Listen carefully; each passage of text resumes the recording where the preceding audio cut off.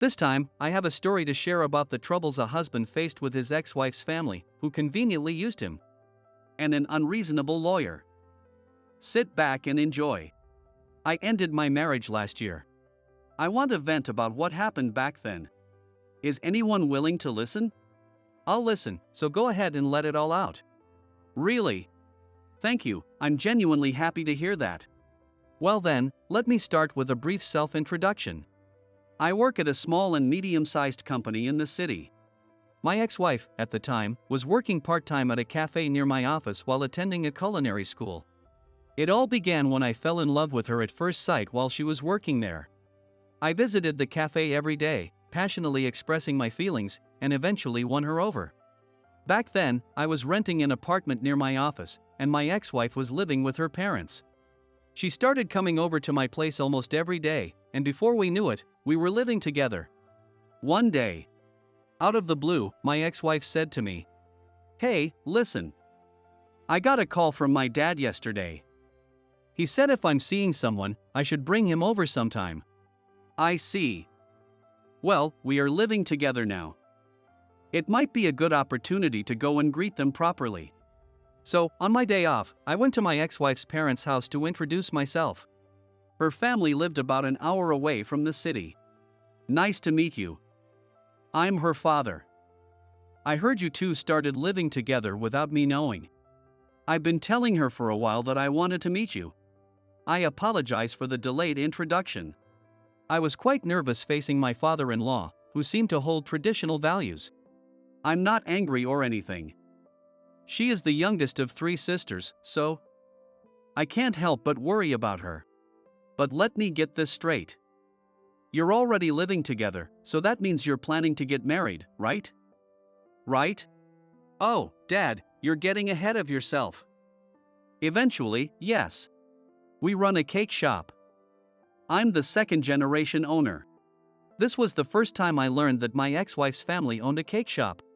Even though I didn't know, I brought a cake from a different cake shop as a gift. Oops. Well, she is still a student. Don't make her pregnant and rush into marriage. We have a business to run here. We have a reputation and image to maintain in the local community. Yes, of course. She's the youngest, but both her older sisters are already married.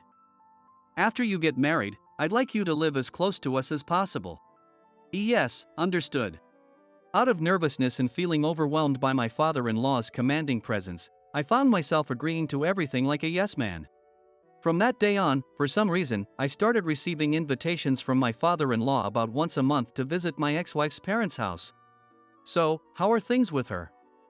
I want a grandchild soon. Please think about it seriously. There's nothing that would make me happier than having you and her live nearby. I'm looking forward to it so much. Although I still felt the pressure, with my in-laws encouraging us to get married, I started to think that marrying my ex-wife was inevitable. I proposed to my ex-wife the month after she graduated from culinary school. She cried tears of joy. We immediately went to report the news to her parents.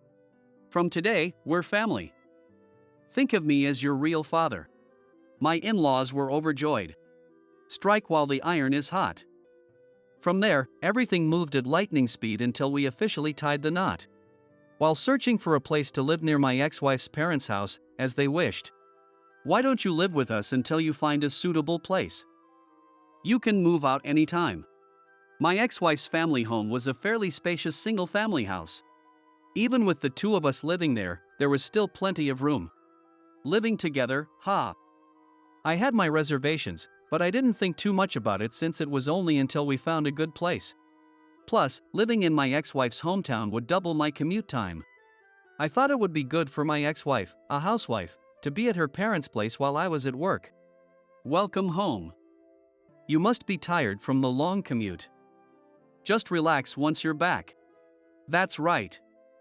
Household chores are my and her job, so please make yourself at home. It's your house, too. I was a bit apprehensive about living together, but both my ex-wife and mother-in-law were considerate of me and made me feel like part of the family. On weekends, my father-in-law would treat us to cakes he made, and we had a good start to our newlywed life living together. Oh, by the way, about the living expenses, $1,000 per month should be fine. Please take care of it.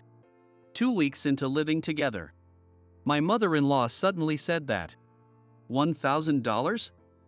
That much? It's way cheaper than living in the city. It costs that much to have 2 more adults. You heard her.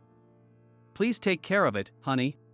It's indeed cheaper than living in the city, but we were only supposed to live together until we found a suitable place. Isn't the going rate usually around $300 or $500? That's what I thought to myself. My ex-wife acted like it had nothing to do with her. I felt uneasy about it, but I couldn't muster up the courage to object and say, wait a minute. I have an objection. So I ended up agreeing. I should have clearly said something at this point. But back then, I didn't have the guts or courage to do so. Hey, about our wedding. Around the time we got used to living together, I thought I'd check with my ex-wife about the arrangements for our wedding scheduled 2 months later. Is it okay if I invite a few more guests? I thought I was asking my ex-wife, but for some reason, it was my mother-in-law who answered. If you increase the number of your guests any further, it'll throw off the balance. It'll make our side look bad. So please decline them.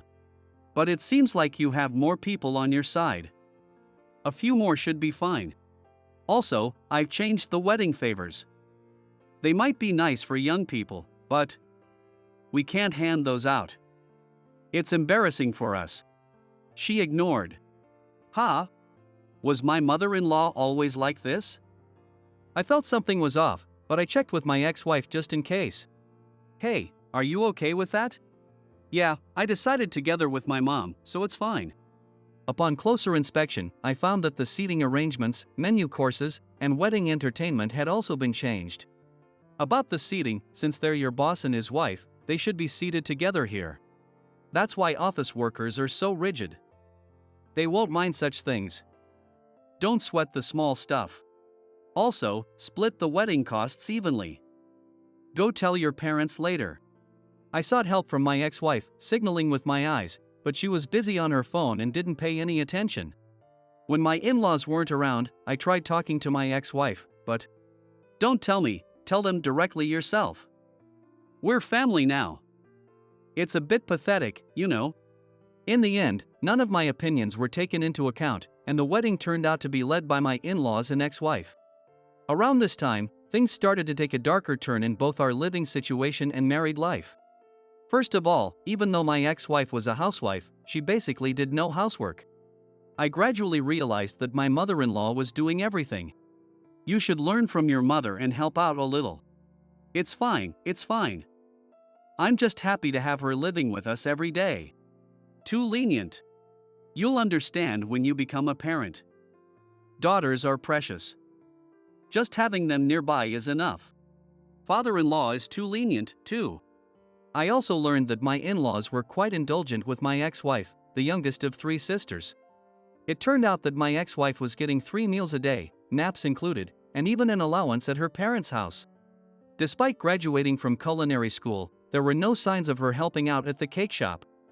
All she did was update the shop's social media accounts. On her personal social media, there were posts about her going out with her friends, shopping, and attending events every day. Hey, help out at the shop on your days off. For some reason, on weekends, I started being made to go to my father-in-law's shop and do things like apprentice in cake making. I had a nearly 1-hour commute. Leaving home at 7 a.m., working overtime, and coming back 5 days a week. On busy weeks, I had to work on Saturdays, too. On my only 1 day off each week. I was forced to help out at the shop or participate in neighborhood events. I was at my limit, both mentally and physically, so I vented to my ex-wife. Hey, I'm reaching my limit here. I don't care where anymore. Can you find us a place and end this living arrangement? Or, could you help out more at the shop or something? Oh, were you unhappy living together? I had no idea, I'm sorry. It's a bit of a shock to hear that you dislike living with my parents so much. But think about it carefully. In this day and age, you never know what might happen, right? Even if you lose your job. We'll be fine as long as we have their shop. My dad is teaching you various things, so that we won't be in trouble when the time comes. Neighborhood events are also essential for fitting into this town. Let's overcome this together. After all, you're the one I chose. I don't want us to be apart over something like this. To be honest, you have no right to say that when you're not doing anything yourself.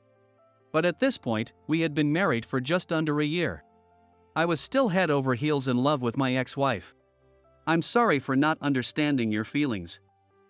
I'll try a little harder. Yes, that was what I said. Me. I was so in love with my ex-wife that I was under mind control. The words "be apart" that my ex-wife said at the end had me tied down. At that time, I couldn't even think about divorce. I truly believed that we could overcome anything with love. Unfortunately, that wasn't the case, which brings us to where we are now. By the way, my ex-wife had also cleverly reported this conversation to my in-laws. Needless to say, from then on, my in-laws kept making snide remarks to me at every opportunity. My ex-wife's lifestyle didn't change. She continued to spend her days freely, doing whatever she wanted. Around the time we were approaching our second year of living together and being married, I started to notice something off about my ex-wife's behavior. Even though neither I nor my in-laws smoked, my ex-wife and her belongings started smelling like cigarettes. She also started spending more time on her phone. I felt like she would close the screen and stand up whenever I approached her. She started getting her nails done and her fashion sense seemed to change. "Hey, haven't you gotten prettier lately?" I tried to subtly probe her. "Really? I don't think I've changed that much, but I'm happy to hear you say that. I'll keep striving to be a beautiful wife for you. Also, have you been hanging out with someone who smokes lately? I've been noticing the smell of cigarettes. I was wondering what was going on." "Oh, really? Ah, I know. A friend of mine recently started smoking, so that might be it. I'll be more careful." The moment I brought up the topic of smoking, my ex-wife's words became a bit muddled, which bothered me. But that alone wasn't enough to determine if she was up to something. However, I was certain that she was hiding something. Little did I know at the time that I would later find out the meaning behind it. Let me give you the conclusion first. My ex-wife was having an affair. She was cheating on you. How did you confirm your suspicions? It was the day I attended a neighborhood association gathering. That night, there was a social gathering with alcohol. Everyone was getting tipsy and the atmosphere was becoming loose. You're from the cake shop Son and Heir, right? No, I'm not a heir, but I'm her husband. That's when a drunk middle-aged woman started talking to me. Apparently, she thought I was the son and heir. "Oh, so you're not? Well, either way, you have it tough. That family is old-fashioned and eccentric." "Well, yes, I suppose. On top of that, she is having an affair in broad daylight behind your back. Quite something, isn't she?" I froze for a moment. "With whom? He's not here today, but see that woman sitting over there? Your wife is with her husband. It's the talk of the town." After saying that, the woman passed out drunk. I wanted to hear more details. While thinking that, I made eye contact with the woman the drunk lady had pointed at. Then, the woman approached me. "Nice to meet you. Are you her husband? Did you hear something from this lady just now?" "Ah, she was saying something about an affair, but she seems quite drunk, so that's probably true." I froze for the second time. I'll sum up what the other man's wife told me. The other man was my ex-wife's senior in high school. Currently, he's a farmer, having taken over his parents' farm. Apparently, since my ex-wife returned to her hometown, she often visits his place under the pretense of sourcing fruits for the cake shop. However, my ex-wife's visits are always limited to times when the other man's family members, except for him, are out working in the fields. The bed would be in disarray, or my ex-wife would come out in a hurry upon spotting the other man's wife. So, it was all very suspicious. When I checked the shop's social media, I found a photo of my ex-wife with the other man. However, it wasn't anything scandalous, so it was a part of the shop's promotion, advocating for local produce. Considering my ex-wife's recent suspicious behavior, even though I had my doubts, I was shaken. I didn't want to believe it. But if it were true, why was I enduring living together in my ex-wife's carefree daily life? That's what I thought. Shall we check? Before I knew it, I found myself suggesting that to the other man's wife. It didn't take hiring a private investigator like most people do. Confirming the truth only required cooperation between the other man's wife and me. I took a week off from work. I pretended to go to work as usual in front of my ex-wife. But in reality, I waited for the other man's wife to contact me while killing time nearby to be ready to head to the scene at any time. On the first and second day, there was no movement, but on the third day, I finally received a message from the other man's wife. She is coming over to our place now. Can you come here right away? I immediately rushed to the scene. The other man's house was also situated on a large plot of land, rivaling my ex-wife's family home. From the fields owned by the other man's family, a short distance away from their house, the other man's wife was waving at me. Together with the other man's wife, I headed towards the house, where I could see my ex-wife's car parked. There was no doubt she was here. The other man's wife took the lead, and I followed behind her. We entered the other man's house, holding our breath and treading lightly. We heard voices coming from the second floor, so the other man's wife and I exchanged glances and climbed the stairs. The other man's wife then opened the door to what seemed to be the bedroom. Ah! There were the naked other man and my ex-wife on the bed. I was so shocked that I was at a loss for words at first. My mind went blank. But beside me, the other man's wife calmly started recording with her phone camera. Seeing that, I also took out my own phone with trembling hands and gathered evidence of the scene through videos and photos. Honey, why are you here? Aren't you supposed to be at work? What the hell are you two doing? Sneaking around and say what you were about to do on this bed. They couldn't possibly talk their way out of this situation. Huh, what? Don't you just stay silent, say something. Did you think I had no idea? I'm sorry, honey. It was a momentary lapse. Please forgive me. Saying that, he started apologizing profusely while naked on the bed. As if following his lead, my ex-wife also started apologizing deeply. I'm sorry. I just intended to have a little fun. When I met my senior again after so long, I got nostalgic. Do you have affairs with anyone you feel nostalgic about? You're the worst. It's not just once or twice, right? Explain to me how this is a momentary lapse. You pushed all the work in the fields and at home onto me while you were having an affair. There's no way I can forgive that. Believe me, honey. You're the only one I truly care about. If you leave me, I don't know what I'll do. It's the same for me. You're the only one I truly love, so please believe me. I'll never see him again or contact him, I swear. What you're saying and what you're doing are so contradictory that it's beyond my comprehension. It all just sounds like convenient excuses to me. When the other man apologized, she followed suit. I couldn't sense any remorse. I suddenly woke up, wondering why I had endured so many things for this woman. It seemed the other man's wife felt the same way. Hey guys. Could you come here for a moment? Suddenly, she called out to the other man's parents, who were outside the window. You two always do this kind of thing at our house. No, well. I'm sorry. I'm going to report this to your parents, okay? What? No, wait a minute. Ah. If the neighbors find out about this, what will they say about us? You've done something outrageous. I'll never forgive you. Leaving the two still being lectured by the other man's parents while naked, the other man's wife and I left the scene. Thank you for your cooperation in various ways. No, I should be the one thanking you. I apologize for my wife's actions. I've also reached my limit in many ways.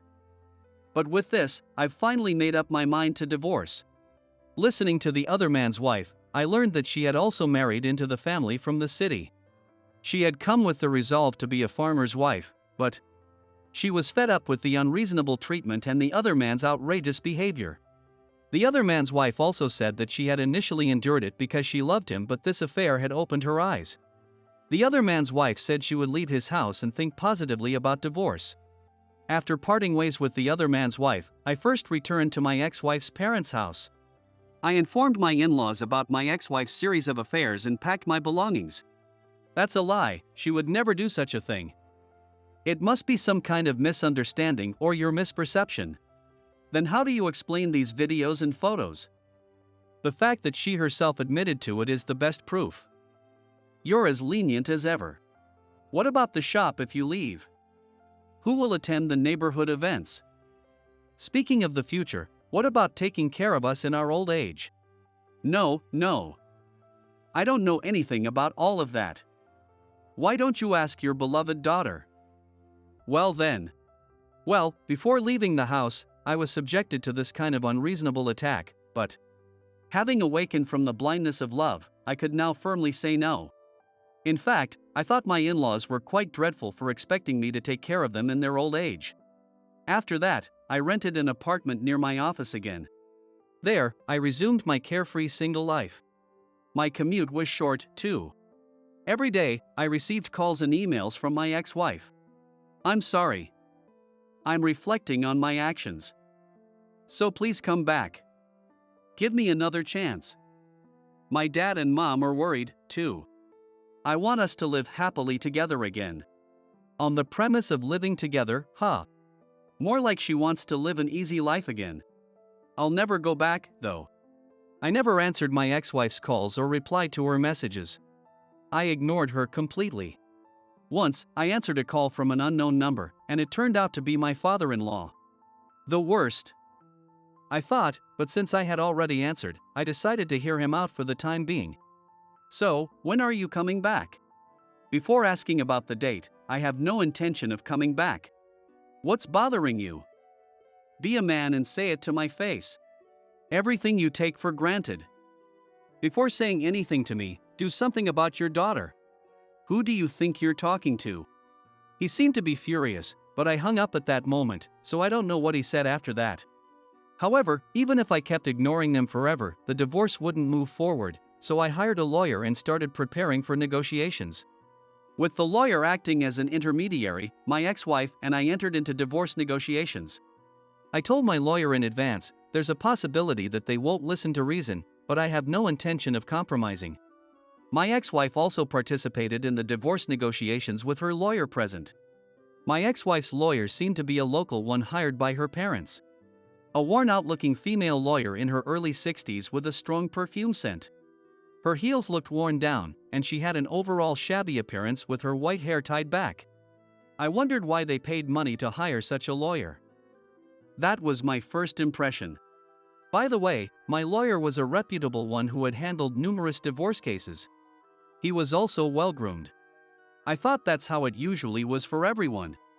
Regarding the divorce due to your ex-wife's infidelity, I will explain the alimony and conditions we are proposing. My lawyer took the initiative and conveyed the demands for alimony and property division. What? You're requesting alimony even though you're a man?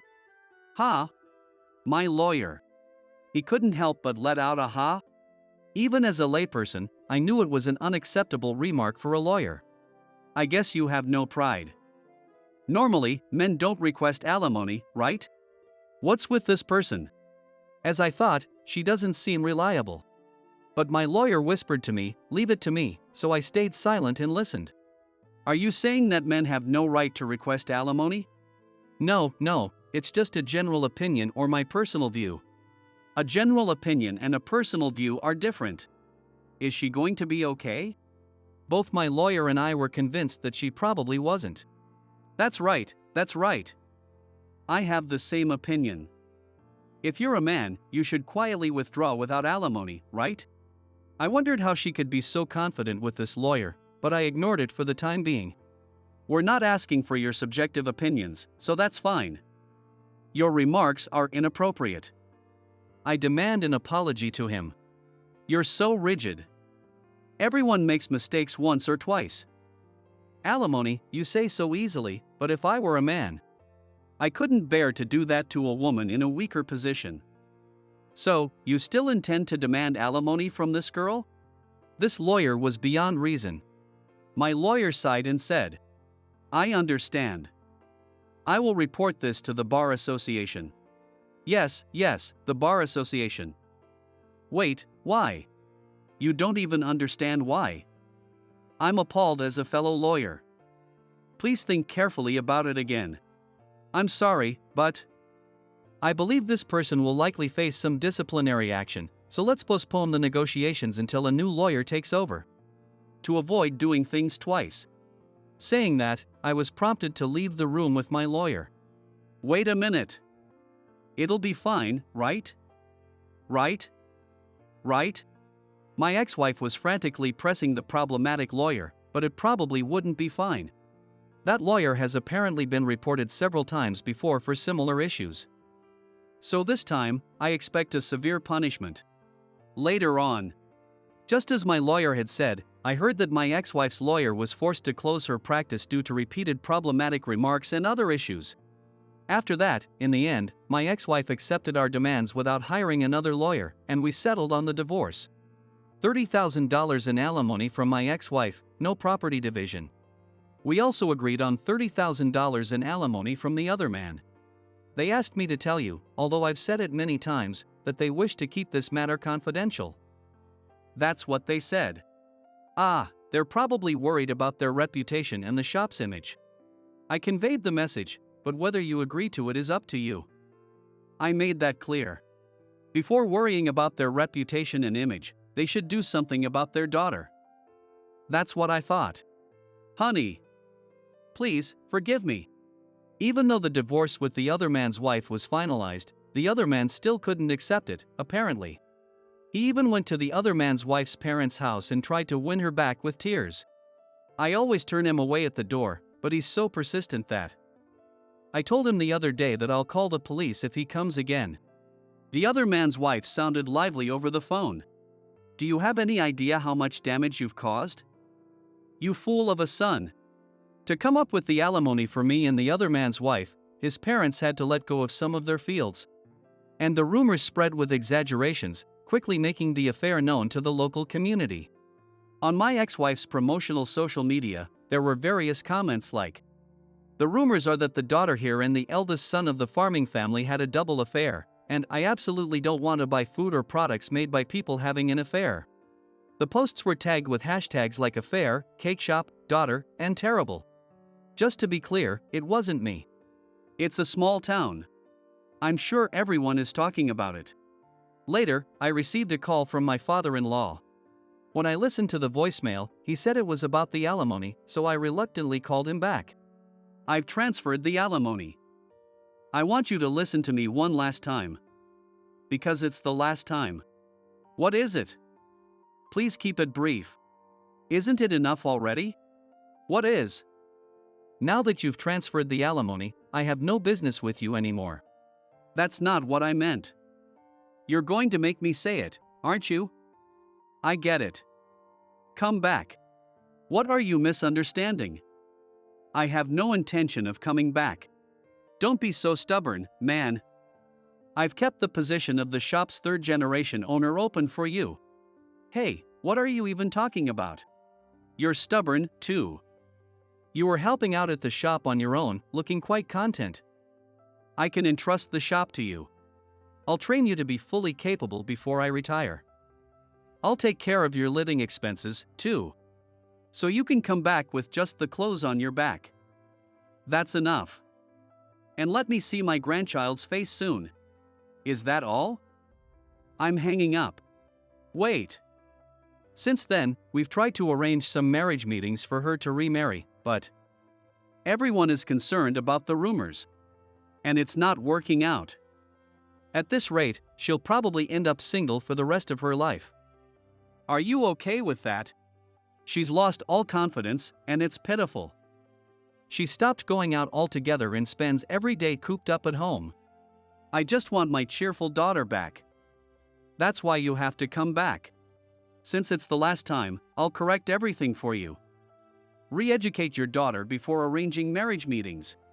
Don't worry about her staying home and doing nothing, it's the same as always. She's not cheerful, she's just slovenly. That's why I absolutely won't come back. That's all. Saying that, I hung up the phone. Then I blocked his number and never contacted him again. Although a lot happened, I learned a lot from this marriage.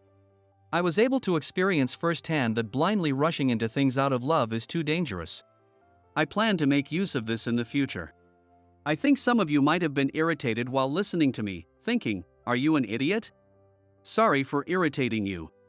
But I feel refreshed after you listened to me. Thank you very much. I still think my life has a long way to go. Next time, I intend to be cautious in love so as not to repeat the same mistake. Take a look around you and be careful, just to know that there are people like this out there. I hope you don't end up like me. You'd have to be an idiot to repeat it again. Take it to heart and live your life. That concludes the story of the troubles he had with his ex-wife's family, who conveniently used him and an unreasonable lawyer.